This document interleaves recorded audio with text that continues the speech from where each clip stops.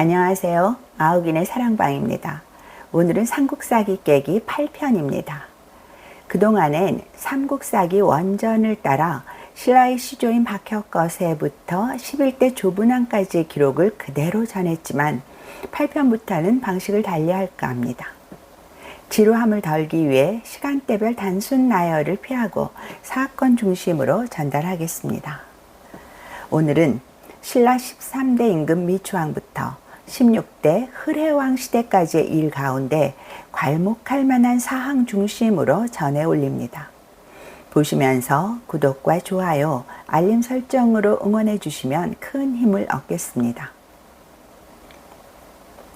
신라의 11대 왕은 조분왕으로 석씨였습니다. 선왕인 나해왕의 사위였죠.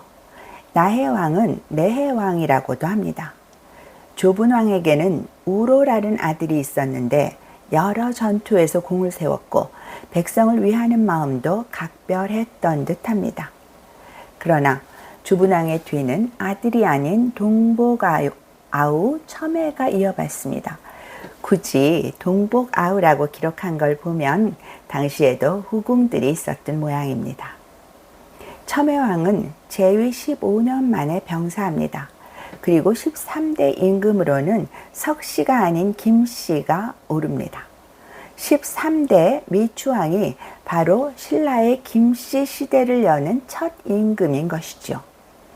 미추왕의 즉위에 대해 삼국사기는 이렇게 기록하고 있습니다. 미추이사금 00년 미추이사금이 왕위에 오르니 성은 김씨이다. 어머니는 박씨이니 갈문왕 이칠의 딸이고 왕비는 석씨 광명 부인이니 조분왕의 딸이다. 그의 조상 알지가 계림에서 태어나자 탈해왕이 데려와 궁중에서 길렀고 뒤에 대보로 임명하였다. 알지가 세한을 낳고 세한이 아도를, 아도가 수류를, 수류가 욱보를, 욱보가 구도를 낳았으니 구도가 미추의 아버지다. 첨해에게 아들이 없었으므로 백성들이 미추를 왕으로 세웠다. 이것이 김씨가 나라를 다스리는 시초가 되었다. 그러니까 미추왕은 김씨이자 조분왕의 사위였던 겁니다. 신라 초기엔 아들보다 사위가 왕권을 이어받는 수가 더 많았습니다. 미추왕이 김씨였다고 다음 왕도 김씨였던 것은 아닙니다. 미추왕이 재위 23년 만에 세상을 떠나자 14대 임금은 미추의 자식이 아닌 조분왕의 맏아들인 유래가 맞습니다. 유래이사금 00년 유래이사금이 왕위에 올랐다. 유래는 유리라고도 한다. 그는 조분왕의 맏아들이다. 어머니는 박씨로 갈문왕 나음의 딸이었다. 그녀는 일찍이 밤길을 가다가 별빛이 입으로 들어간 일이 있었는데 이후 임신이 되었다. 유래를 낳던 날 저녁에 이상한 향기가 방에 가득 찼다. 이 기록을 보면 우로는 조분왕의 맏아들은 아니었던 모양입니다. 유래이사금 14년 봄 정월 이서구국이 금성을 공격했다. 군사를 동원해 방어했으나 물리칠 수 없었다.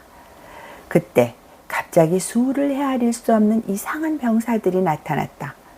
그들은 모두 귀에 댄잎을 꽂았는데 적군을 쳐 부순 뒤 돌아간 곳을 알 수 없었다. 누군가 죽장능 곧 미추왕의 무덤에 수만 개의 댄잎이 쌓였다고 하였다. 백성들은 돌아가신 선왕께서 하늘의 군사를 보내어 도우셨다고 말하였다. 여기서 이서구국은 이서국이라고도 하는데 진한에 속해 있었던 것으로 여겨집니다. 이서국은 결국 이 전쟁으로 멸망했다고 하고요. 유래왕 역시 재위 15년에 세상을 떠나고 15대 임금은 조분왕의 손자인 기림왕이 맞습니다. 유래왕의 아들이라고 하지 않고 조분왕의 손자라고 한 걸 보면 유래가 아닌 다른 아들의 자식인 듯합니다. 기림왕은 성격이 관대하여 사람들이 모두 칭송했다고 합니다. 기림왕 3년에는 외국과 외교 관계를 맺고 낙랑과 대방 두 나라가 항복했다고 기록되어 있습니다. 낙랑과 대방을 비롯한 한사군은 공식적으로 서기 314년에 멸망한 것으로 되어 있는데 서기 300년에 이미 신라에 항복한 적이 있었던 모양입니다. 아무튼 기림왕도 제위 13년에 세상을 떠납니다. 기림왕의 뒤를 이은 신라 16대 임금은 흐레왕입니다.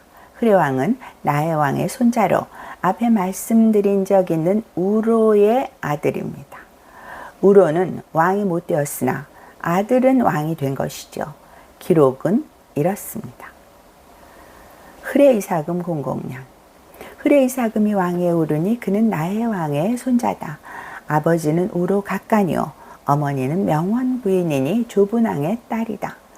우로는 임금을 섬기는데 공로가 있었으므로 여러 번 서불한이 되었다. 우로는 흐레의 용모가 준수하고 두뇌가 명민하며 일처리가 보통 사람과 다른 것을 보고 여러 귀족에게 말했다. 내 집안을 흥하게 할 사람은 반드시 이 아이다. 기림이 죽고 아들이 없었다. 신하들이 의논한 뒤 흐레가 어리기는 하지만 나이 든 사람이 갖출 수 있는 덕을 지녔다고 하여 그를 왕으로 받들어 세웠다. 흐레왕 21년엔 벽골지에 처음 물을 대기 시작했다는 기록이 있습니다. 보를 만들었다는 거죠. 뚝의 길이는 1800보였다고 합니다. 흐레왕 시대에도 외국은 끊임없이 태클을 거는 듯합니다. 쳐들어오기도 하고 혼인을 맺자며 공주에게 청혼하기도 하고요. 흐레왕은 이런저런 핑계로 혼인 요청에 응하지 않습니다. 또 외병의 침공에 적절히 대처해 승리합니다.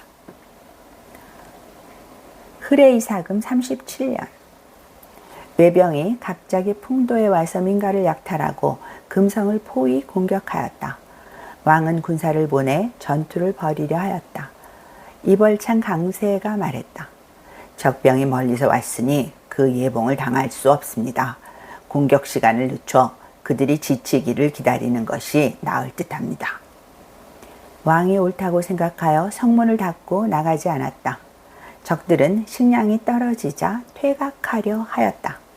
이때 왕이 강세로 하여금 강한 기병을 이끌고 추격하게 하여 이들을 괴멸했다. 흐레왕은 일찍 즉위해서일까요? 10여 년에 그친 선대 임금들과 달리 장장 47년을 통치합니다. 삼국사기 2권은 흐레왕으로 마무리되고요. 삼국사기 3편 신라분기 3권은 17대 내무랑부터 시작합니다. 석시의 시대는 흐레왕으로 끝나고 내무랑부터는 본격적인 김씨의 시대가 펼쳐집니다. 어떻게 된 거냐고요? 흐레에게 자식이 없었던 거죠. 내무랑은 미추왕의 동생인 말구와 미추왕의 딸 사이에서 태어납니다. 삼촌과 조카가 결혼한 것이죠. 요즘 같으면 정말 말도 안 되는 얘기인데 그 시절엔 그랬던 모양입니다. 지금까지 삼국사기 깨기 8편으로 신라 13대 미추왕부터 16대 흐레왕 시대까지를 전해드렸습니다. 김씨 왕조로 개편되는 신라의 앞날은 어떻게 전개될까요? 기대하시면서 구독과 좋아요, 알림 설정으로 응원해 주시면 참 좋겠습니다. 감사합니다.